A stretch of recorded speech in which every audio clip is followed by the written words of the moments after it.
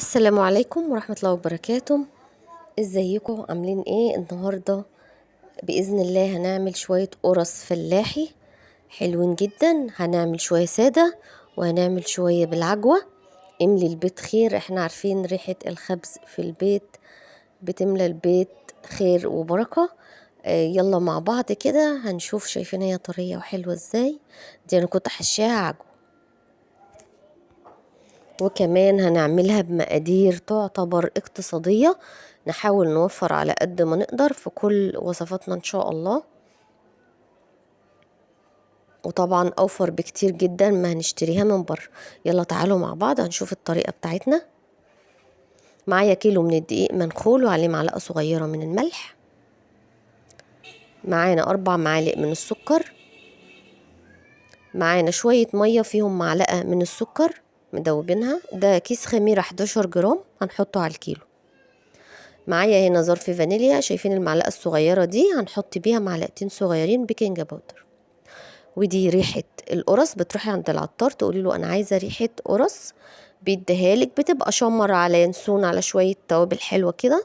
هنحط منها معلقتين كبار على القرص. ودي نص كوباية سمنة على زيت. وزي ما قلت لكم دي الخميرة، وطبعا الدقيق ننخله كويس جدا. ومعانا نص كيلو من اللبن الرايب. ما عندكيش لبن رايب هتحطي كوبايتين كبار من الزبادي وكملي ميه عجنه عادي خالص.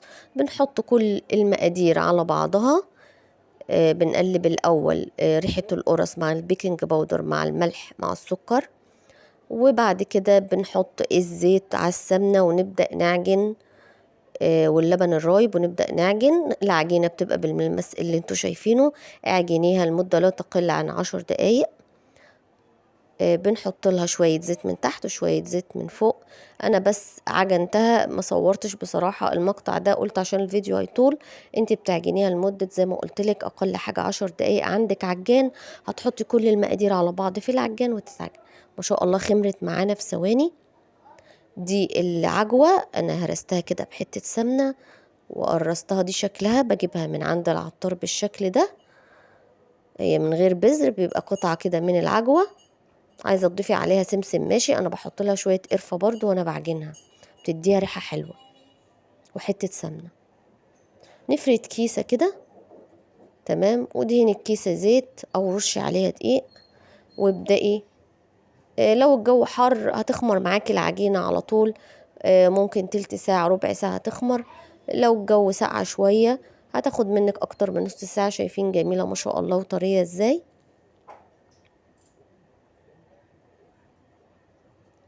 بتبدأي تكوري كده حسب ما انت عايزة حجم القرصة. انا كنت عاملة حجم القرصة كبير شوية، يعني كانت بصراحة تخينة القرصة، حلوة يعني ما شاء الله. عايزة تصغريها براحتك، اعمليها كبيرة اعمليها صغيرة زي ما تحبي. بس بجد يا جماعة الخبز في البيت سواء اي نوع مخبوزات انت هتعمليه قد ايه بيبقى خير كده. وعندك حاجة موجودة الولاد ياكلوها، ياخدوها في لانش بوكس، ياخدوها. طبعا احنا عارفين هم نازلين طالعين دروس، يعني بتنفع بصراحة في البيت. ولو جينا حسبنا التكلفة احنا ما حطيناش، هنقول اللي كان مكلف شوية. يعني يعتبر ايه، حطينا نص كيلو لبن رايب، نص كيلو حليب او نص كيلو لبن رايب تقريبا. وحطينا وكملنا مية في العجن.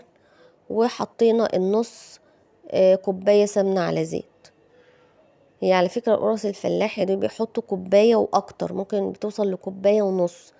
انا منزلة معاكم المقادير الدهون فيها لنص كوباية، يعني احنا ما شاء الله موفرين برضو كمية حلوة فيها.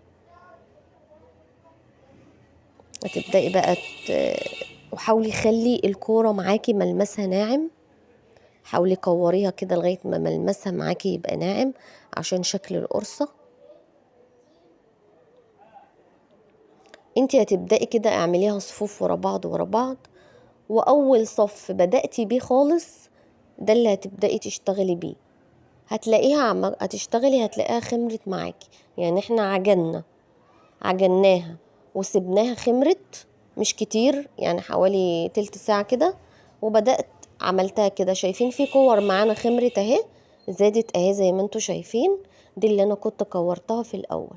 يعني عم خلصت هي بدأت تخمر اهي معانا. انا بدهن بس وشها زيت كده عشان ما تنشفش معايا. ودي العجوة، انا بدهن الرخامة زيت كده، وبتحط حتة العجوة بقى جوه. يعني انا لقيت حجم القرصة كبير فحطيت حتتين عجوة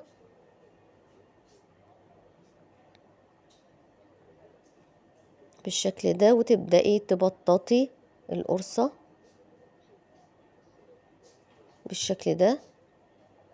هو عادة يا جماعة الكيلو الدقيق بياخد 3 كوبايات سائل. سائل اللي هو سواء مية سواء حليب سواء اي حاجة اللي هي هتعجني بيها. يعني الكيلو الدقيق بياخد حوالي 3 كوبايات.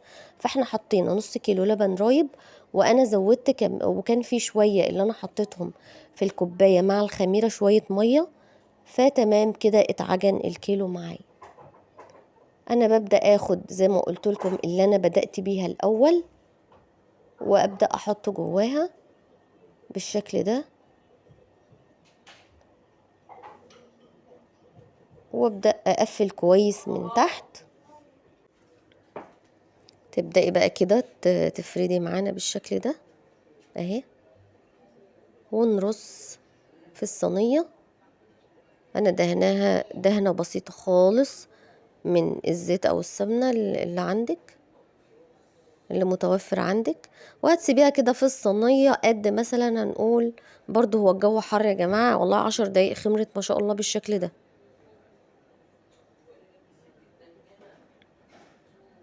اهي معانا بالعجوة، وكنت عاملة شوية سادة وشوية يعني حطيت كل كمية العجوة وفضل شوية كده عملتهم سادة. معانا اهي خمرت. بصوا مش هتاخد وقت، هتخمر على طول، خصوصا لو الجو لسه مش برد هتخمر معاكي، مفيش خمرت في 10 دقايق. تسخني الفرن كويس جدا، اظبطيه على 180، وبتحطيها في الرف اللي في الوسط. هي بتتحمر معاكي بالشكل ده. ما خدتش لون معاكي ممكن تحطيها على الشواية. ما شاء الله جميلة، طالعة طرية وهشة والله، جميلة جدا، وريحتها كانت تحفة. ما تنسوش تحطوا ظرف الفانيليا في المقادير، انا نسيت اقوله تقريبا، مع ريحة القرص نحط او ممكن نخليها ظرفين عشان هو كيلو، نخليها ظرفين من الفانيليا. ما شاء الله حلوة جدا. ان شاء الله اقسمي المقادير وقومي اعملي نص كيلو من الدقيق، هيطلع معاكي شوية قرص حلوين جدا. خليهم ان شاء الله للفطار، اعملي معهم شوية شاي بلبن، احلى فطار والف هنا وشفا. اتمنى ان الفيديو يكون عجبكم. مع السلامة.